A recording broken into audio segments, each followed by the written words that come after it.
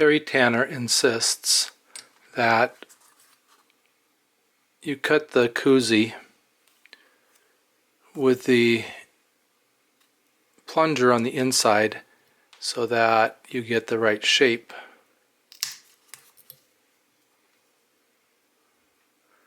For this koozie popper.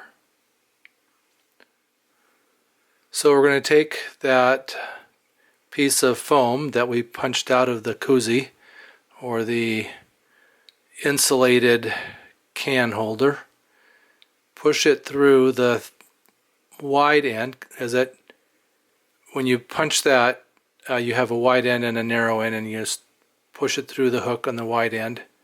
Try to get it sort of in the middle of that, although I don't know how critical that is, and then push it up over the end of that hook. You know, it's kind of like putting a worm on a hook, except it's a lot shorter.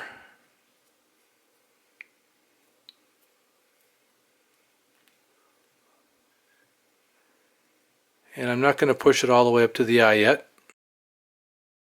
but I'm going to put my hook in my vise,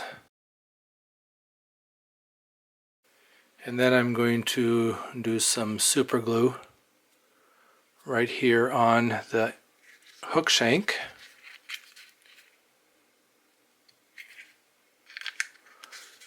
And try to roll that up over that super glue. It's not going to get inside of it, but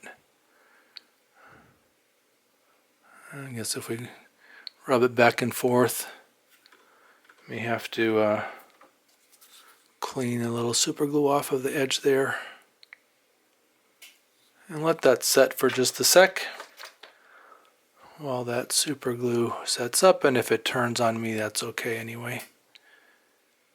But that then is the body of this popper that Terry Tanner used to work at Bass Pro in Springfield, Missouri.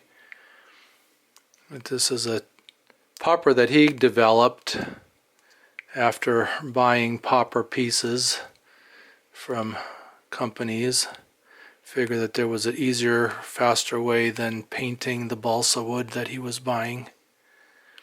So I'm just using some yellow thread to match the color of the foam, and grabbing that back end and tying that down. No rules with these poppers. Use whatever color you want for the body. These are really a panfish fly. For the tail, I've got a couple of red feather tips. This is just really cheap craft store feathers. Probably got them a little bit too long, so I'm going to cut them off. So I've got two of them, and I've put them so that they split away from each other, but you could use pretty much anything you want for the tail. Flash, just a bunch of different stuff that you could tie on for the tail. And then put one of those on each side of that popper, hold them in there, and wrap over them to tie them in.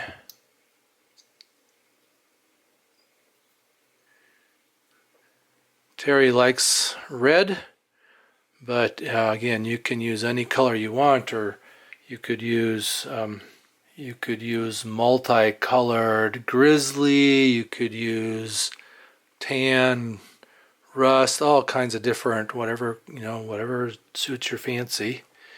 And then I'm using some grizzly hackle for the center hackle, and I've cut that tip so that I have a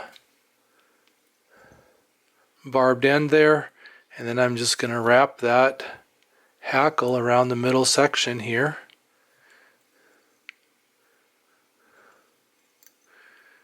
Between the tail and the floating rubber front, and then go ahead and tie that off.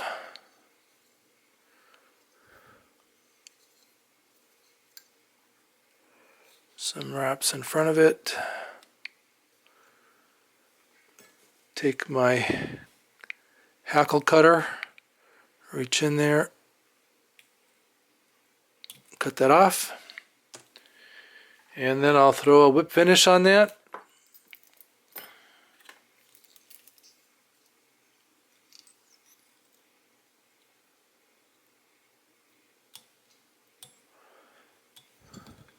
And that's really it. A fun little popper fly for panfish. So many different things you can do with it. I am going to put a little bit of head cement on that knot. I'm using diluted goop, but you could use hard as nails, or you could use some other cement. You could use UV resin, anything you want, just to give it a tied in or a glued in knot there.